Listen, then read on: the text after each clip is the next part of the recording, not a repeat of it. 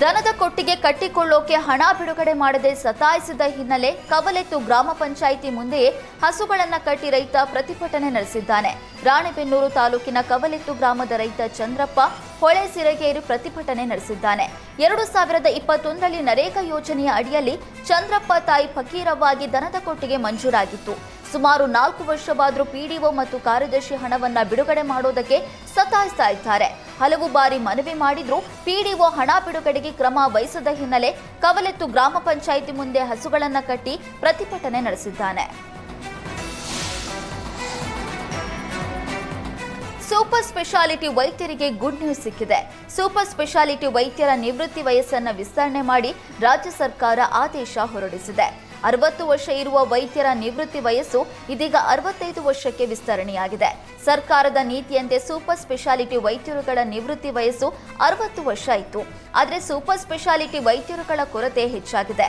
ಜೊತೆಗೆ ವೈದ್ಯಕೀಯ ವಿದ್ಯಾರ್ಥಿಗಳಿಗೆ ಬೋಧನೆ ಹಾಗೂ ರೋಗಿಗಳಿಗೆ ಚಿಕಿತ್ಸೆ ನೀಡುವಲ್ಲಿ ತೊಂದರೆಯಾಗ್ತಿದೆ. ಈ ಹಿನ್ನೆಲೆ ಕೆಲವೊಂದು ಷರತ್ತು ವಿಧಿಸಿ ನಿವೃತ್ತಿ ವಯಸ್ಸನ್ನು ವಿಸ್ತರಣೆ ಮಾಡಿ ಸರ್ಕಾರ ಆದೇಶ ಹೊರಡಿಸಿದೆ. 60ರಿಂದ 65 ವರ್ಷಗಳಿಗೆ ವಯೋನಿವೃತ್ತಿ ವಯಸ್ಸನ್ನು ಹೆಚ್ಚಳ ಮಾಡಲಾದ ಸೂಪರ್ ಸ್ಪೆಷಾಲಿಟಿ ವೈದ್ಯರುಗಳನ್ನು ಆಡಳಿತಾತ್ಮಕ ಅಥವಾ ಇತರೆ ಹುದ್ದೆಗಳಿಗೆ ನೇಮಕ ಮಾಡುವಂತಿಲ್ಲ.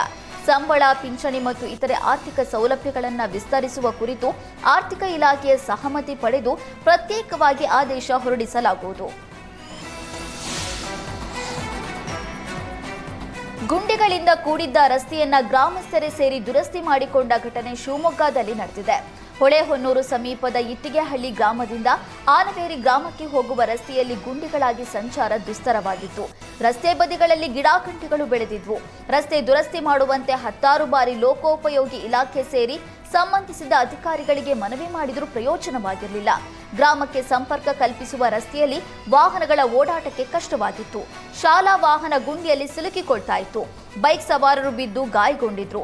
ಸಮಸ್ಯೆ ಅರಿತ ಯುವ ಜನರು ಇಟ್ಟಿಗೆಹಳ್ಳಿ ಗ್ರಾಮದ ಗ್ರಾಮ ಪಂಚಾಯಿತಿ ಸದಸ್ಯ ತಿಪ್ಪೇಶ್ ಹಾಗೂ ಪ್ರಭು, ಮಮತಾ ಸಹಯೋಗದಲ್ಲಿ ಹಣವನ್ನ ಹೊಂದಿಸಿದ್ದಾರೆ.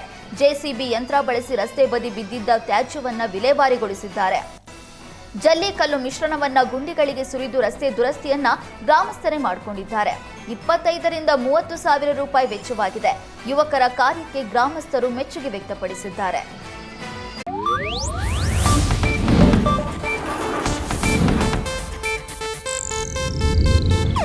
ಇದು ಏಷ್ಯಾನೆಟ್ ನ್ಯೂಸ್ ನೆಟ್ವರ್ಕ್ ಪ್ರಸ್ತುತಿ.